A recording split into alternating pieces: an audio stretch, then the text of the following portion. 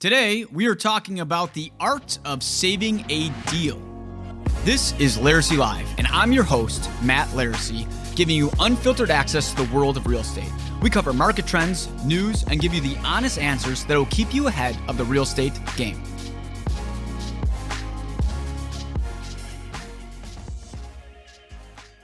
Laricy Live is brought to you by Zenlist. Do you want to know the secret to growing a high-volume real estate business? It's not just about generating the most leads. The key to success for Laricy's agents is providing the best client experience. We put our clients on Zenlist because we know that they're getting the modern, mobile experience they not only want, but expect from their agent in this day and age. Using Zenlist with our clients put us all together in a shared space where we could work together during the home search process, which helps us be efficient and provides our clients the VIP treatment. Sign up for Zenlist using code LARICYLIVE, no spaces, all lowercase, to save $240 on your first year's subscription. Laricy Live is also brought to you by Lincoln Title. Lincoln Title is the best and most efficient title company in Chicago and the best place to close your property. Today, we are talking about the art of saving a deal. Now, it is the busy season, what I call prime time. And during prime time, we put a lot of properties under contract. Not just us, but everybody. And if you're a buyer or seller out there, you're probably going to go under contract soon. And there's a lot that happens during the actual contract. Like once you're under contract, a lot of it is good, a lot of it is bad. So what we're here to talk about is how we actually help save these deals. So first question is, how many deals die? On average, about a third of deals die. That's a nationwide statistic. There's a lot of different reasons why it happens, but it is a common thing. It sucks when it happens. It's the worst feeling in the world, but it is something that's quite common. What's a leading cause to why deals die? There's no leading cause. I mean, inspection, attorney review, condo review, bad surveys, bad lenders, bad agents. There's just a lot of reasons. I wouldn't say it's just one reason in general. What's the hardest part of a deal? I actually don't think there's just one piece. I think there's a lot of different moving parts that we're going to jump into, but there's not just like one section. I'm like, oh, this is it. What do you do with agents who want to play hero? Oh, this one's terrible. Maybe this is the hardest part of the deal. When you get an agent that wants to be a hero. What is a hero? I call them Superman agents. For some reason, some agents just want to go out of their way to try to kill a deal. And I always wonder for buyers and sellers out there, why would you ever want to work with this? They're like, well, I'm not going to do this, or I don't want to do this, or we couldn't possibly do this. I'm like, well, why? Why are you trying to be the hero when you don't have to be? Now, I'm not saying like you shouldn't go and do whatever in your client's best interest. Like if the guy's buying a place and the place sucks and there was a horrible inspection or whatever, then that's great. But we have come across a lot of these agents. They tend to be like new agents, 2 to 4 years in the business. They're doing around $5 to $8 million. They're kind of just getting making a couple bucks and starting to kind of somewhat make a name for themselves. And now they want to come out and be the hero and just try to be a dick to be a dick. And it just makes the transaction legitimately miserable for all parties involved. And it makes everybody look bad. And when I have agents who would like to try to play a hero, I honestly am probably the meanest, rudest person you could be because I have zero tolerance for people like that. And I will tell you, probably 8 times out of 10, the agents who try to be the hero, like 3 years from now, they're not even in the business. So it doesn't even matter. In inspection, what goes wrong? What can't go wrong? I mean, there's a million things that go wrong in inspection. There could be too many problems that come up. There could be a bad inspector. There can be, black mold. There could be a roof caving in. There could be water damage. There's not just like one answer of what can go wrong in an inspection. What's the most you have seen someone get in an inspection? I mean, it's very price kind of appropriate. I think this is a problem, is that a lot of people think you're going to get a bunch of money back. I mean, the problem with inspections is that a buyer pays a ton of money to get an inspection done, and a seller has lived there for a long time, and none of these problems are issues for them. So the buyer's like, well, hey, I just gave a shit ton of money for somebody to tell me that I got to get all this fixed. And the seller's like, yeah, listen, like I live here. None of this stuff is a problem. So you want to come to a happy medium. But on a price perspective, I'd say if it's under a $500,000, like maybe I get like $1,000, $500 to $1 million, we'll maybe get $2,500 to $5,000. Above $1 million, maybe $5 to like $7,500. Above $2 million, like best case scenario, 10. Best. But like you just don't. Some people think you can get like $1 million back, but you just don't see like these huge discounts come out. So you have to factor this in and have the right expectations set on how much money you could get. What are some crazy asks you've seen?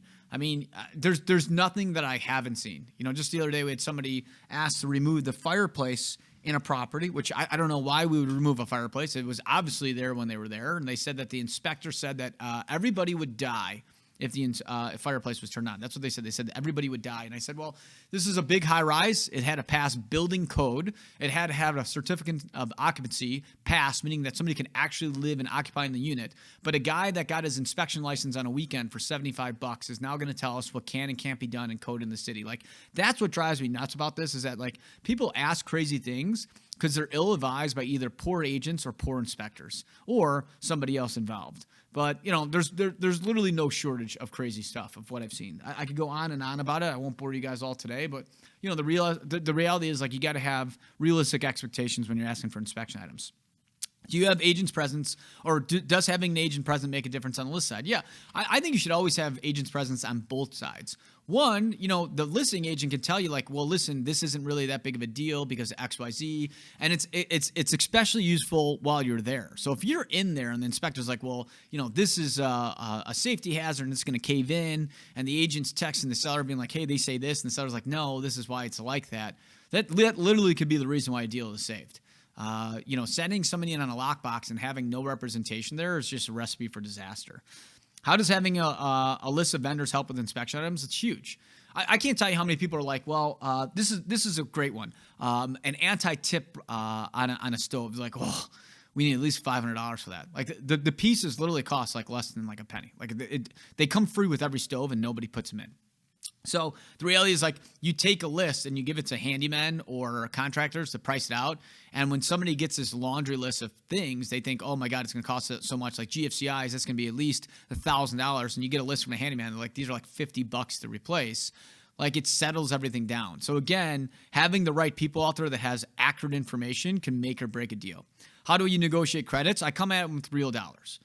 First off, when you're negotiating inspection and stuff, in Illinois, so if you're watching this, you're in Illinois, you can legally only ask for life and safety issues. You can't ask for cosmetic stuff, and technically speaking, you're not supposed to ask for stuff in a certain price point, like if it's under it. So what I do is I ask for life and safety issues. Maybe you don't like the fact that a door doesn't close correctly. That's fine, but that's not a life and safety issue. But like if you maybe want don't care about the electric issues, like that's something you can ask for because that is a life and safety issue. So I target stuff that has to be replaced. Okay, that there's no question whether or not it should or shouldn't be done. And then what I do is I get realistic prices for what these things would cost, and I'd say, well, listen, we're asking for a $1,500 credit, and here's why. And I break it down. I don't just like come up with a fictitious number saying like, let's give me a $2,500 credit, because if I'm on the list side and somebody sends me $2,500 credit, I'm like, where did you come up with that $2,500? 9 times out of 10, people are like, I don't know. So if you're going to negotiate credits, make sure you actually have some merit behind what you're asking for. How high does emotions get during these negotiations? Literally about as high as it could get.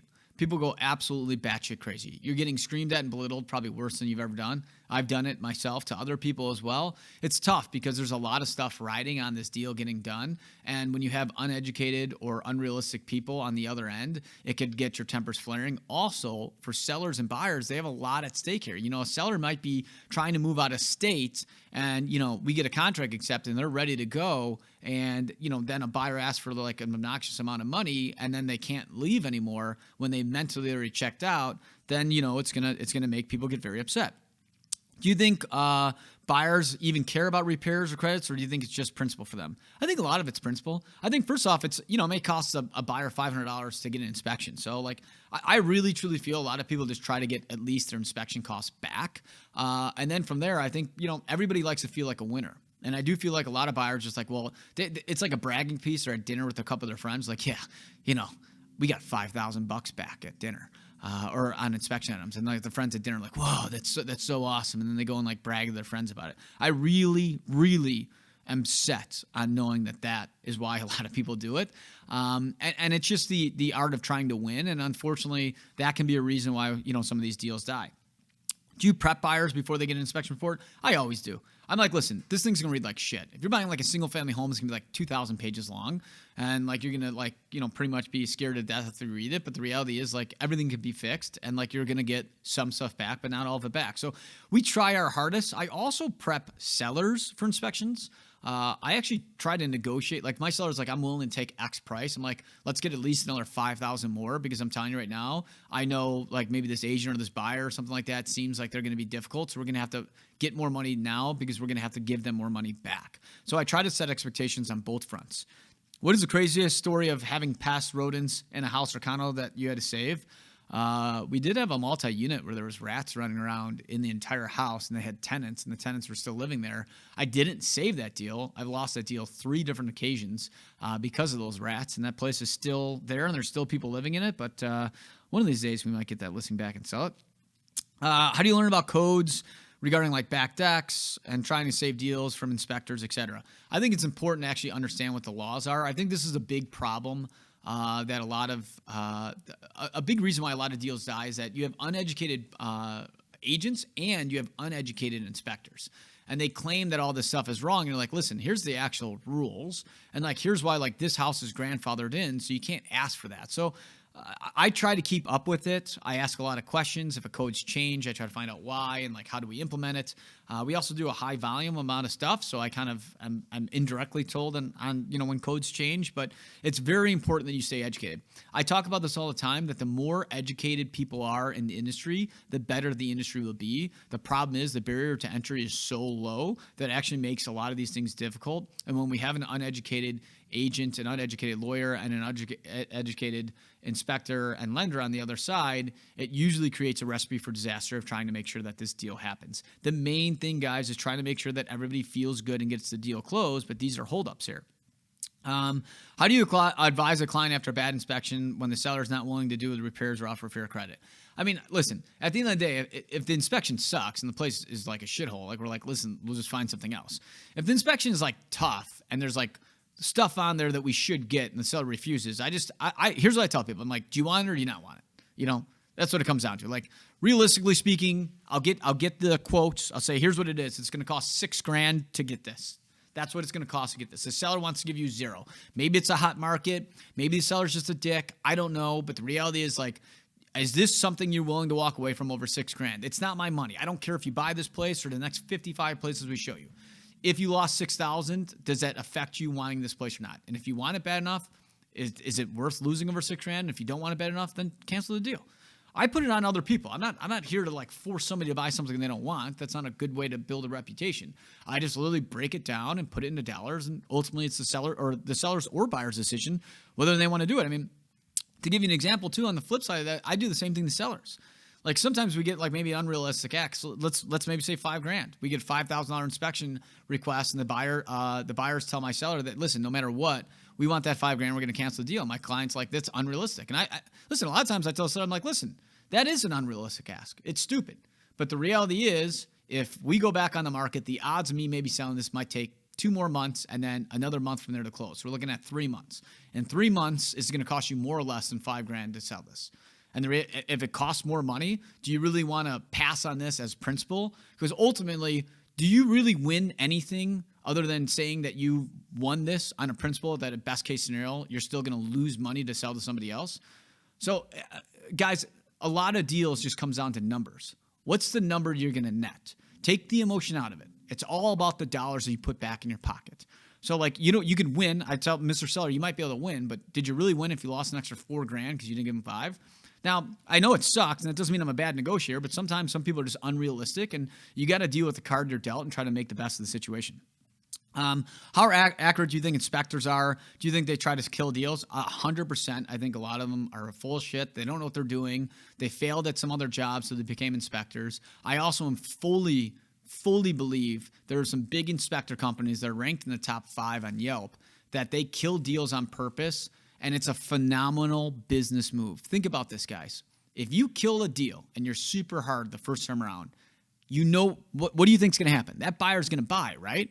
So it's like free advertisement. You know that no matter what, you got yourself 2 inspections. You get 2 inspections for the price of 1, meaning that you don't have to spend any money to get this person. So this person, you kill the deal. Then the second time around, they're a little bit more lenient on the inspection. And then, they don't have to advertise more to get that same buyer. So every buyer they have, they get 2 inspections out of.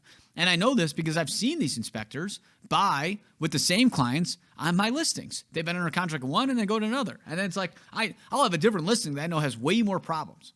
I just know, I'm looking right at it. I can see the problems and they miss them. And it's like, wow, on the first inspection, you didn't miss that. Well, we know why. So yeah, I think a lot of inspectors are scumbags out there, and it is what it is. And it's just something that we as agents have to deal with. And I try to set that expectation. Like I get an inspection request on one of my listings and I see whose name maybe is on it. I call that agent up. I say, hey, listen, I know this guy's going to be difficult on X, Y, and Z. And if we're going to continue on with this deal, we're going to need to make sure that your buyer's going to be okay with this.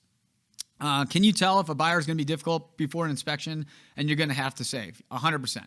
I could tell if a buyer and an agent's going to be difficult. First off, I know if there's just some agents out there I know I'm going to have a problem with in general because I just know they're either good or bad at their jobs. Secondly, I know if a buyer's going to be difficult because we show up to all of our listings and we show the property. So if we go under contract and I'll ask, let's say one of my guys to be like, hey, John Paul, how'd that show and go with that person? What do you think that buyer's demeanor's like? And they're like, yeah, man, that guy's going to be super difficult. They were nitpicking everything. They even said on site that they can ask for money back. So we know it's not. This isn't like brain surgery to find out. If somebody's going to be difficult. Now, does every now and then somebody be more difficult and you didn't think it was going to happen? Sure. There's surprises that happen, but it's pretty easy to tell if this is going to be a hard or not hard deal. And again, I set the right expectations. I'm like, listen, Mr. Seller, Mr. Buyer, I know these people are going to make this difficult. We're going to have to go into this knowing this, and here's going to be our game plan. So to save deals and make deals work, you kind of have to think 4 steps ahead of your competition. That's why this is the art of saving a deal, because you have to know what things we're going to come across, how we're going to combat them, and ultimately how we're going to close this thing. Is there different types of properties that have more issues than others? Well, the bigger the property, the more issues, right? You got a studio condo and a high rise, least amount of issues. You got a 6-unit building, that's, from built in the late 1800s, you're going to have more issues. It's pretty common sense. Do you ever have any issues with surveys? Yeah, single families and stuff like that. Sometimes there's encroachment and stuff like that, meaning that maybe somebody's fence was built down on your side, or a big one's somebody's trees on your area now that's hugging your thing, and you're trying to argue with them to cut it down. But in reality, those are pretty easy ones to get around. What is a home warranty and why do people ask for them? Technically speaking, if something is older but working, you can't ask for it. So if your furnace is 26 years old and it's on its last leg, you can't ask for a new furnace. So what you do is you ask for a home warranty. A home warranty means that you get this policy that protects your furnace, AC, hot water heater, your appliances, etc. for 12 to 13 months, depending on the policy you get. If one of those breaks during that warranty policy, you would call up the company, you'd get it back. Sounds easy, right? Problem is, it's insurance. If anybody's ever gotten a car insurance or a car accident or ever, filed homeowners insurance, you probably know it's not like you call them up and it's like, hey, give me a new car. And they're like, yeah, here's the check. No problem. It's a process. It's painful. So the problem with a lot of these home warranties is people get these and they think, hey, my fridge breaks. I'll just call them up and I'll get it right away. It doesn't work like that. You get to argue with them. So, I don't really like home warranties because at the end of the day, if a fridge breaks, it's $1,500. My policy's $600, and it may take me 30 hours of calls to get it back. It's what's my time worth? But at the end of the day, it's something that can help make everybody feel a little bit better. And ultimately, when you're under contract, you're trying to make everybody involved feel like they win. Does a good broker on the other side help with deals? 100%, 1,000%. If you have somebody that knows what they're doing and can set the right expectations and work with you and not against you, it makes a deal 1,000 times easier. It's such a pleasure and breeze to work with when you're working with somebody that's like, hey, here's what we're going to do. Here's how we're going to do it, blah, blah, blah. Or sometimes you might have a difficult client. They're like, listen, my client's difficult in this aspect, and these are big deal breakers for my client. At least they're communicating this to me. Now I know, going back to my side, saying hey, these are big issues to them. These other ones aren't big issues. But that's not the case. But having a good broker means that they have great communication skills. When I say great communication skills, you guys may think out there, well, shouldn't all real estate brokers have good communication skills? The reality is I would say maybe 1% of them have them. And then 99% of them don't have them. They don't know how to call. They don't know how to text. They don't know how to email. Magically, a deal gets accepted and you never see that agent again. Are there are sellers or buyers worse when you have a deal? I mean, honestly, it depends. I think it all depends on how much emotions are riding on it. If a seller's like moving out of state or have a lot of young kids, I'd say like they're much worse. If it's a first-time buyer who has a lot of outside influence, they're a lot worse. But it's really all relative to the case by case. What goes wrong with condo docs? That's a big one. A lot of deals die because of condo docs. I mean, there could be a million things that go wrong. They said you can have a dog, and you find out you can't have a dog. You find out there's a big special assessment. You find out that you can't rent when you were told you could rent. I mean, there's literally no shortage of things that can go wrong with condo docs. What's a good amount of money to have in reserves? I mean, it's all relative. $2,000 to $4,000 a unit. You know, if you're in a small building, 3 to 6 unit building, like maybe $2,000 to $4,000.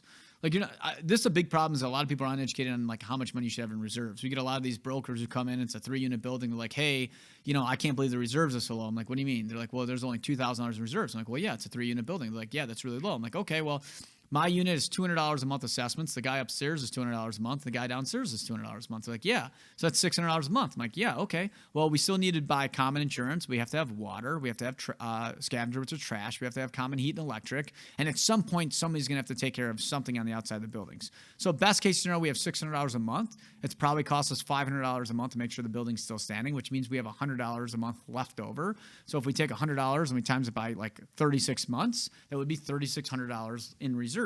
That's if we don't have to spend an absolute dollar on anything else. So the reality is small buildings ran like teenagers. When a bill comes, they don't know what to do with it. They're like, oh shit, where am I going to go? How am I going to pay for it? So you're not going to have a lot of money in small buildings. Big buildings, you'll have more money, but you pay for them. So that's why your assessments are much higher. So again, that's like going back to what I said earlier, guys. It's all a simple math problem.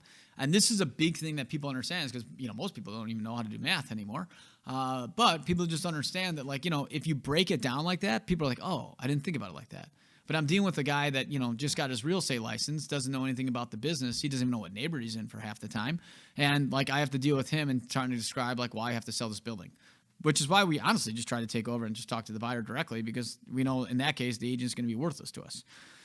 What happens when you find out new information in condo docs, like a big special assessment's coming up that was not previously disclosed? I mean, special assessments come up all the time.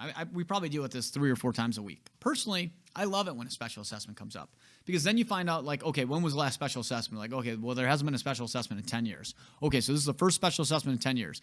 In Illinois, sellers are responsible for all past, present, or future special assessments. So if I'm representing the buyer, it's awesome because now I'm just having them get the money back. Okay, so the buyer's getting the money for the special, and then the seller pays for it, and then the buyer's protected for like the next 10 years, pretty much, knowing that they just had a special. If you're a seller, it sucks. I'm like, whether it's this buyer or the next 15 buyers on the road, you're paying the special. Having a special, if you're a seller, get passed when you're exiting the building is probably the top 2 worst things that can happen to you as a seller. There's nothing I could do. I didn't create the rules. I didn't create the laws. I just have to follow them. There's a lot of laws I don't like that I have to follow. At the end of the day, it's just about setting the expectations and explaining to people that this is how it's done. That doesn't mean it's easy. That doesn't mean, losing $15,000 the last day is great. Nobody wants to lose that type of money, but it is what it is, guys. Again, you just have to make people understand that that's just how the rules work. What rules in condo docs kill deals? Rental caps is big ones. Pets is a big one. And then the budget. Those are mostly your bigger ones that kill deals. What problems arise with financing? I mean, the biggest problem I have with lenders is that 99.9% of them don't even know what they're doing when it comes to loans. They'll brag. I have a lot of people that brag that they don't even understand 2 + 2 = 4.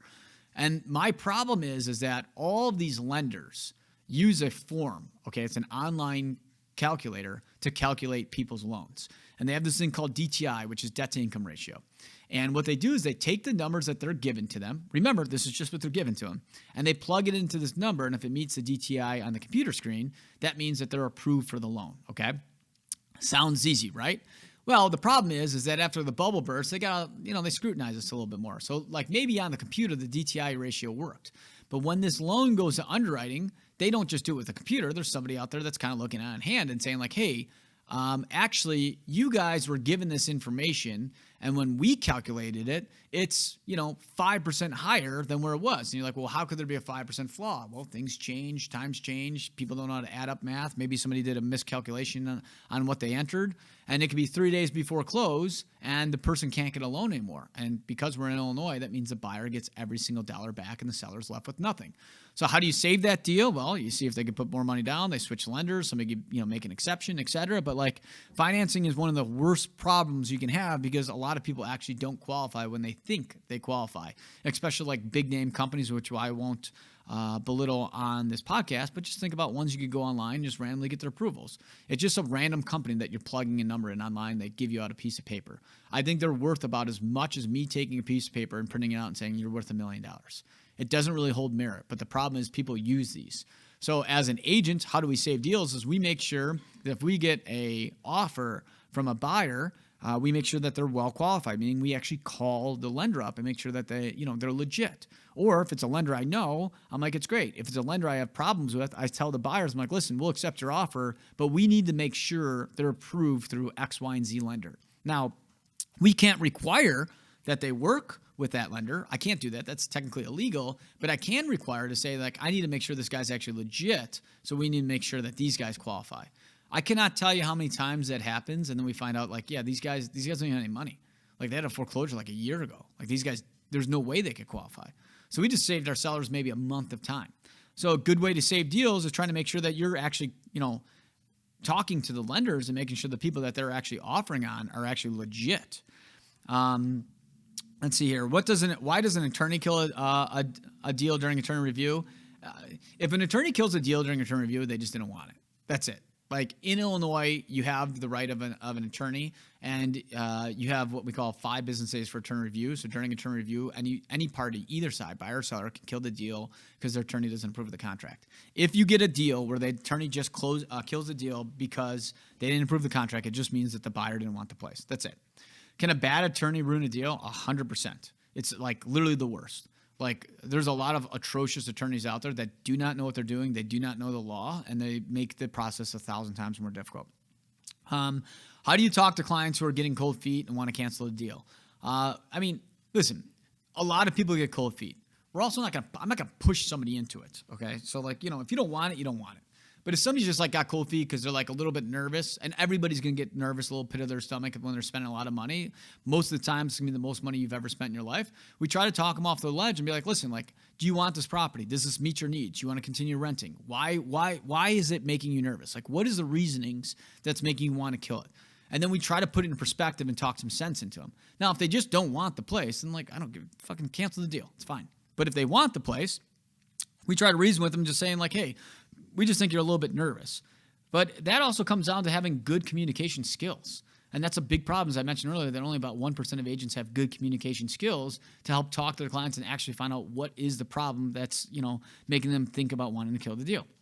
How do you talk to clients where one of them may have lost their job and they're feeling uncertain about moving forward with the deal? Again, it kind of backs up to the cold feet one. Do you think you're getting another job? What's the likelihood of you getting one? Are you never going to get a job again? Do you think you're going to be unemployed for the rest of your life? Your significant other, they have a good job. They're doing fine. You seem like a smart person. You're probably going to get another job. There's really no risk here if you think you're not going to be unemployed forever. But again, it comes down to what's the comfort level of the other person. We're not pushy car salespeople here, okay? It's the fact that we're reasonable, realistic people that are here's what you have to think about. Ultimately, you make the decision if this is something you want to roll with or not roll with. Do you make it a point to tell clients not to make any big purchases like a new car when buying a house, et cetera?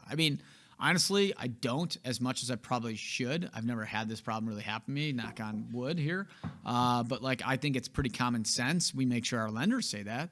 But anybody who's buying a condo and then buys a car immediately, that's going to be a problem for your loan later. Does it matter if an attorney does real estate law? My cousin's aunt's dog sitter is a lawyer. Okay, so obviously it makes a big difference. You don't go in for a heart surgery and use the guy that's the number one hand surgeon in the country. Okay, you want somebody that specializes in hearts because they've done thousands upon thousands of heart surgeries, and your life literally depends on it.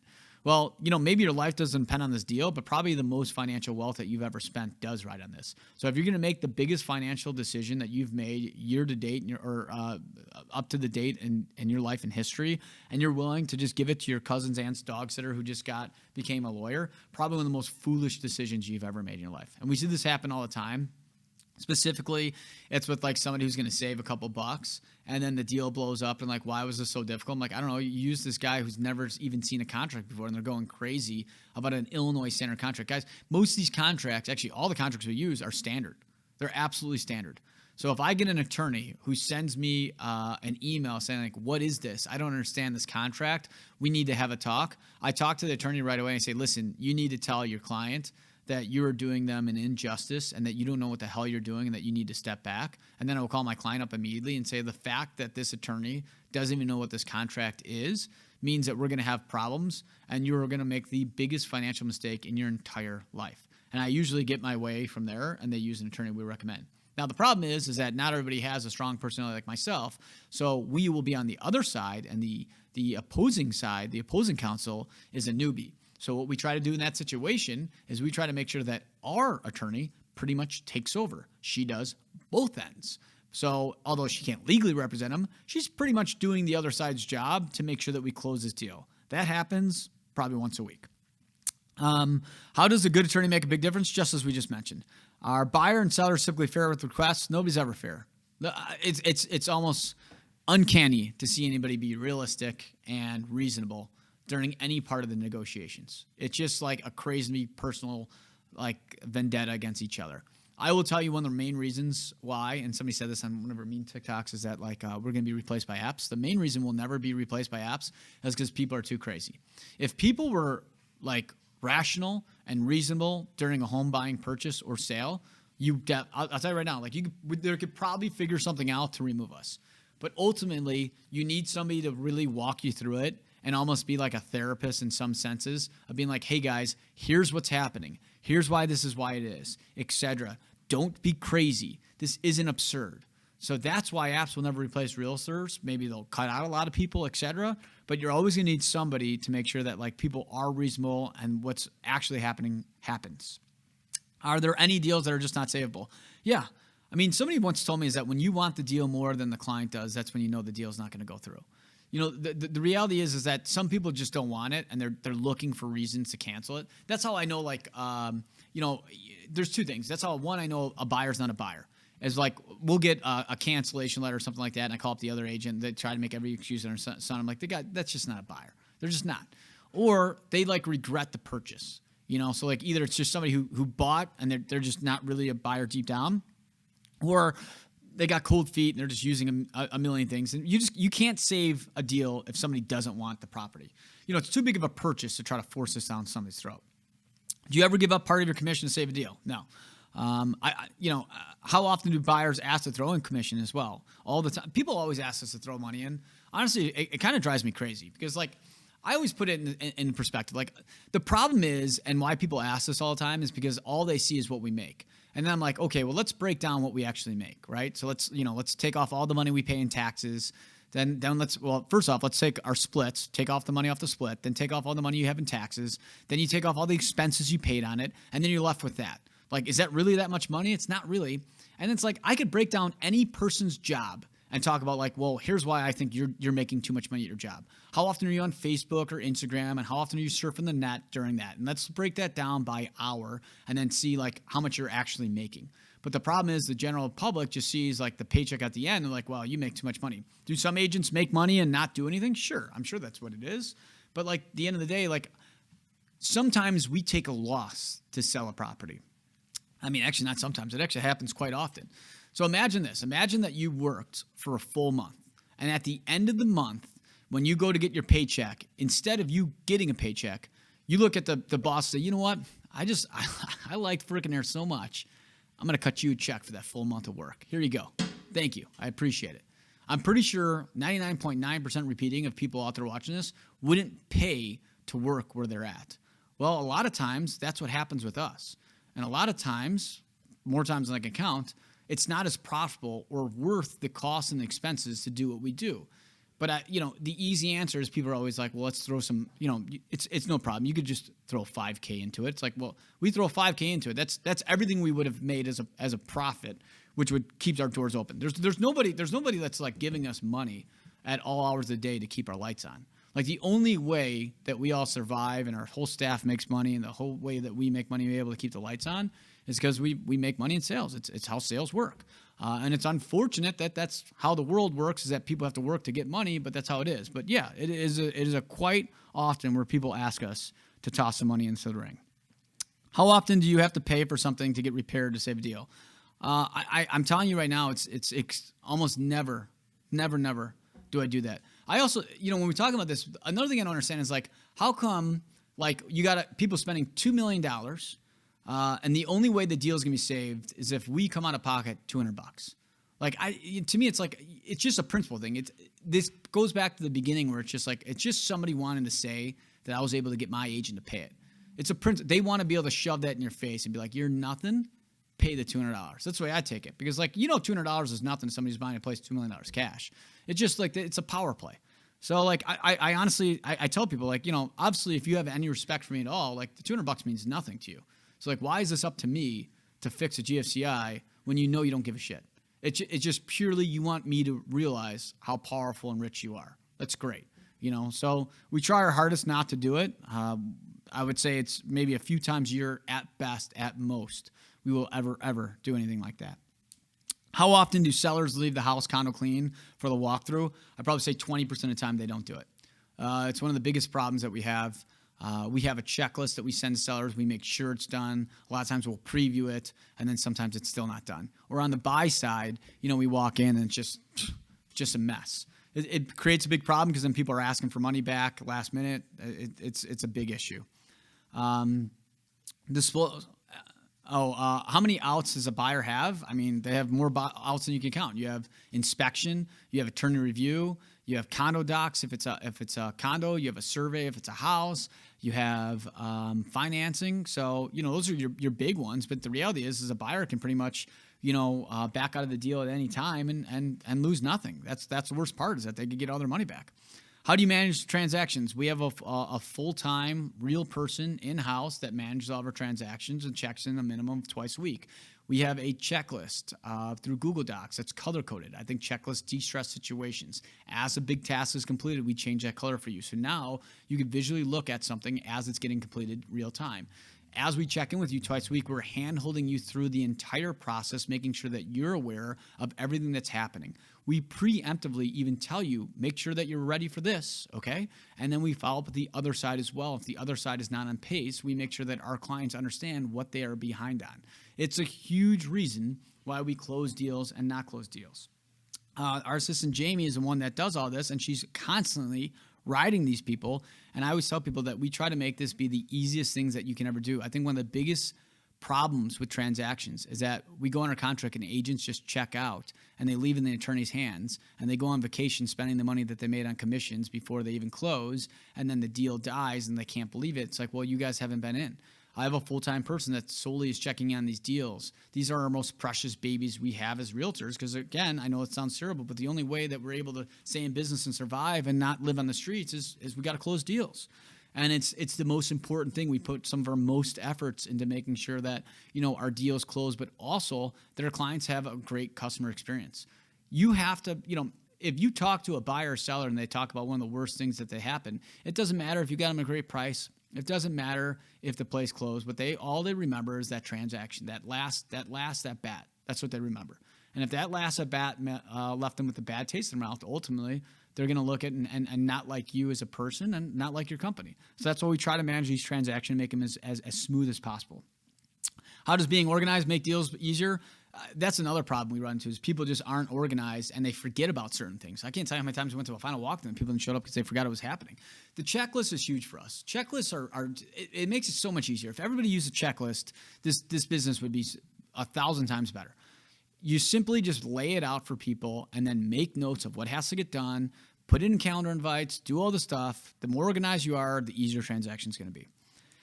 Let's see here. How does the relationship between agents help a deal? If both agents are big hitters and they know each other, it makes everything better. Because first off, you kind of know each other's personalities. You kind of can anticipate how the other person's going to act.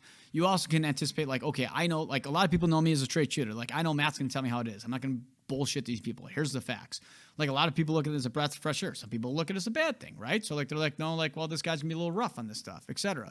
It can make the customer's experience better too, because when the two agents work well together, they could smooth out a lot of issues so that you as the consumer never even knows that there's a problem actually happening behind the scenes.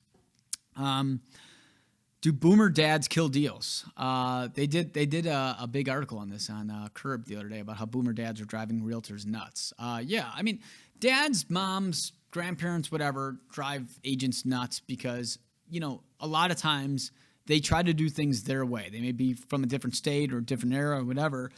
And they're like, well, when I bought a house, it was done like this. Now, I get it. I'm a parent myself, and you want to protect your kids, et cetera. And again, I realize that maybe that boomer dad had a lot of problems with realtors because when they bought a house last, they hated their agent. So and there's a lot of bad agents in general. So there's a lot of mistrust from the public on realtors. I mean, all most people see these days is the Netflix and Bravo series of realtors making a ton of money, driving Lamborghinis, doing nothing, and sitting around eating brunch. But the reality of life is your life doesn't work like that. Your life sucks. You're pretty much chained to a desk, and you're getting yelled at 24/7. And last time I had brunch was probably in college when I was 21 years old. But these boomer dads see these lifestyles, and they got their kid, and they're living in California, and they're trying to tell you how your job is done. So yeah, they could drive you crazy. And the way to deal with boomer dads or any other parent or any other outside influence is you simply break it down and be like, hey, where are you from? Right? You're from California. You guys have escrow. We don't have escrow here. We have attorneys. And you just have to simply walk that person through the process of why things are different here and why we're going to go about this a certain way. I think a problem why boomer dads drive a lot of realtors nuts is, as we talked about numerous times throughout this podcast, less than 1% of agents have good communication skills, and they're not able to talk to a boomer dad who then comes in and throws a wrench into the situation and ends up killing a deal as a result. When we are on the opposite side, the opposing side, and there's a boomer dad or a boomer somebody or whatever on the other side trying to kill the deal, we do what we can to try to reach out to them directly and say, hey, listen, here's why this is happening like this. I just don't think the boomer or whoever on the other side is educated enough on how the process works, and that's why they make the deal much difficult and much harder to close. Let's see here. How bad do attorneys' letters read? Attorney letters are terrible. This is another problem with deals is that people get these attorney letters, and they read like shit, and then everybody just goes crazy. And the big problem is ultimately this all could have been solved by calling and presenting what you're asking for. If people just asked this would have been just so much easier because people would have the right expectations set. How often do you get a cancellation letter with no context as to why? This is another one that drives us crazy. We get these, it's almost like you wake up, you open up your email, deal canceled. You're like, what? And then we as agents, we look terrible, right? Let's say I represent a seller and I just get a cancellation letter, and then my seller immediately calls me up. And if I'm not hovering, like this could happen right now while I'm on this podcast. If I'm not hovering over my email, I don't know, right? We just get a cancellation, and then the seller calls us up going crazy, and then I call up the agent, and what happens? First phone call, go right to voicemail, so we got the FU button. I'm trying to get a hold of the attorney, can't get a hold of the attorney. There's no communication. Again, I cannot stress this enough. Less than 1% of agents have good communication skills. If you're going to send over a cancellation letter, at least say why. There's been a lot of times where we've gotten cancellation letters, and then I have saved the deal, put it back under contract, and closed it. How did I do that? It's simple. I call up the agent. Why did you cancel the deal? Well, we wanted $1,000 back, and in the letter you guys said no. Okay, well, if you're going to cancel the deal, $1,000 is yours, but you said no. Take the $1,000. Go back to your client. Tell them $1,000 is a go. Tell me if that changes the deal. She said, yeah, if we got the $1,000 back, we would have killed we could save the deal. Okay, I call my seller up. I'm like, you want to kill this? Blah, blah, blah. We get him $1,000, deal closes. Now, how did we save that? It's like, why didn't this agent just call me up in the first place and say, hey, listen, without that $1,000, so this is the difference between good and bad agents. Good agent would have called me up directly and be like, hey, listen, just so you know, we're killing this deal if we don't get $1,000. Like, is your seller willing to walk over $1,000? Then I could tell that's my person. But a bad agent just sits back and doesn't do anything, and we get the cancellation letter. That's the big difference. And that's why some of this stuff can drive you crazy, and that's why being able to save a deal is an art. It really is.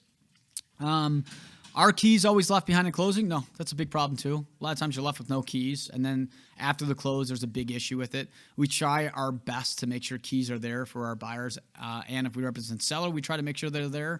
But I will tell you, it is something big that happens, and we're at fault sometimes too, and we end up paying for keys. But it's I don't know why everybody gets so pissed off about keys at the very end. I mean, I can see why a buyer would, but I don't know why sellers, and this is when I represent buyers or sellers, they're like, I'm not paying the $50 for the keys. It's like, you legally need to give these guys a set of keys. Like, why are you so against providing people with keys? You know, that's a big one that comes up at closing.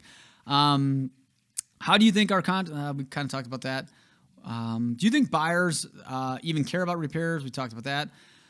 How important is it to have a good team in place, good inspector, attorney, lender? I think having the right team in place can be the reason why your customer has a better experience. And I think it's ultimately the reason why you see the people at the top, the top 5, top 10 agents have great teams, not just like, people on staff, but people they work with. And that's a big reason why they close deals. How often do agents pick up the phone to work the deal out? Almost never. I will tell you guys, when we're under contract and there's a problem, the odds of me getting a call from an agent is almost slim to none. And me hunting them down to try to save this thing is probably one of the biggest problems that we have. I go out of my way to do everything. In fact, in one of my most recent deal-saving techniques, I was calling the opposing counsel and the developer to save it. I was sending pictures of them superimposed with the Super Bowl players and trying to make these guys laugh to try to bring them back. I did everything I could possibly do to make the deal work. Ultimately, as of now, the deal hasn't saved, but I will do anything possible and fight as hard as I can to try to save a deal. The problem is other people don't feel the same way. I never understand that. If an agent's watching this, the only way that you survive is that you close deals. And the fact that so many people are just willing to be like, I'm not even going to try to save this thing drives me absolutely crazy. What is the number one reason a deal is killed, and what does your team do to prevent it? There is no number one reason, but one thing I will tell you that we try to do to prevent it is we try to think of everything we can do to try to make sure that, one, we don't have any problems, and two, that if a problem does arise, that we have a great solution for it. That's it, guys. That's it for today. This is the art of saving a deal. Thanks for listening to Laricy Live.